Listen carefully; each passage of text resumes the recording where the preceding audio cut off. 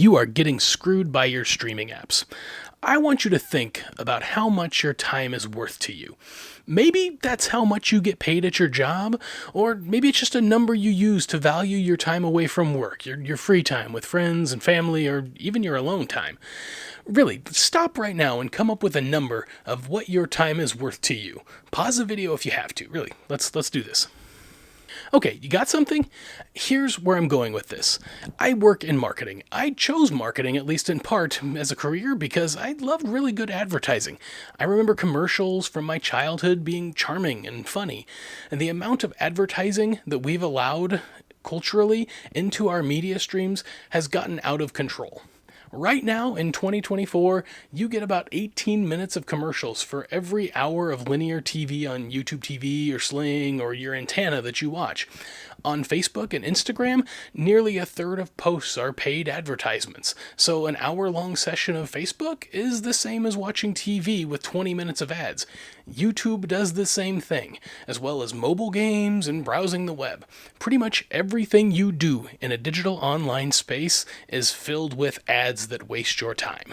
Now go back to the amount you said your time was worth. If you said the $30 an hour, then for every hour of watching or scrolling you're doing, you're giving away $10. $10 worth of your precious fleeting human time watching ads. If you watch 3 hours of TV a day or scroll for some portion of that, and most Americans actually do more, then that's $900 a month of your time that you're spending watching ads. But it's probably more of that because, like, weekends, right? This was not the deal we struck with media companies when we said we would give them our attention in exchange for entertaining programming. So what can you do about it? Well, that's kind of the painful part, because it's not much. The best option is actually the one that makes the least sense. Pay for no ads. Trade a little bit of your financial resource each month to win back a lot of your time.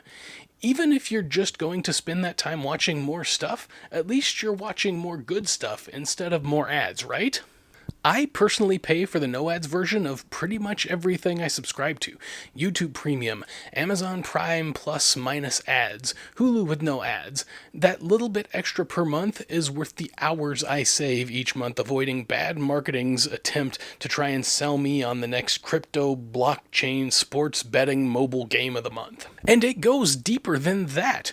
We're already having our time ripped off with ads, but over the last decade, we've given up something even more important to us, our privacy. Back when TV shows were presented by a single sponsor, it was easy enough to let media companies slide. But the modern day equivalent includes letting advertisers know every web page you've ever looked at, every picture or video you've paused to peek at while doom scrolling, everything you've ever purchased, and every piece of data those same media companies and credit companies can share about what you've purchased, how much money you make, how much you have in the bank, and how you pay for your daughter's dance habit. This is not what we signed up for. And again, I work in marketing. I know that targeted marketing in a lot of circumstances is better than randomly sprayed messages because no one likes to get hit with irrelevant advertising.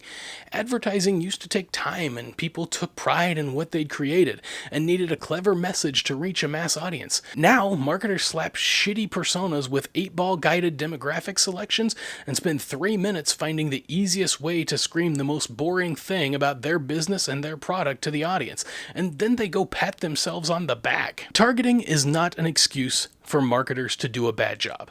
I'm not trading my personal information so they can send me the laziest thing they can think of. My time is worth more than what they pay to reach me, and my privacy is worth even more than that. I'll keep paying to be free from ads in the media that I am exposed to because I know they don't have any reason to do better. And I think maybe you should consider that too. See you next time.